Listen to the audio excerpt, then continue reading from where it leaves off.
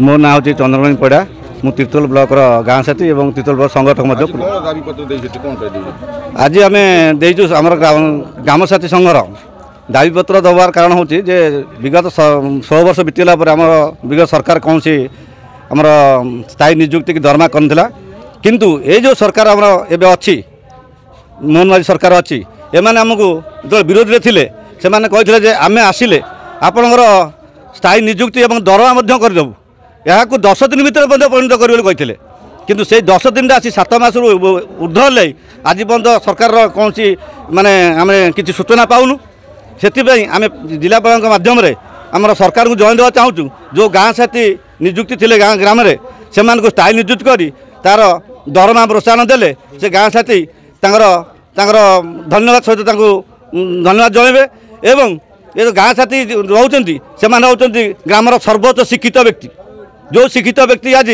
Bill मूल लगे योग्य ना से तार परिवार केमी पोषब से आम मोहन माझी की सरकार जनाऊँ जे यार तुरंत समाधान करी आमर स्थायी निजुक्ति करी आमको दरमा देले आम चिरपत हो। आज आम गाँ साथी संघ तरफ गोटे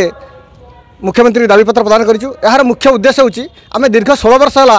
एनआरजीएस काम कर आसुचु आमको सुपरविजन दायित्व देती किंतु हेले आज पर्यंत सरकार आमको कौन क्षेत्र में पचारू ना अवहेलित कर चलती दीर्घ 16 वर्ष पर जो विगत सरकार थिला वर्तमान 16 वर्ष आम प्रतारणा कर चलता मुहरा बनी चलता किंतु वर्तमान जो सरकार आसी वर्तमान मुख्यमंत्री जे कि मोहन चरण माझी विगत विधानसभा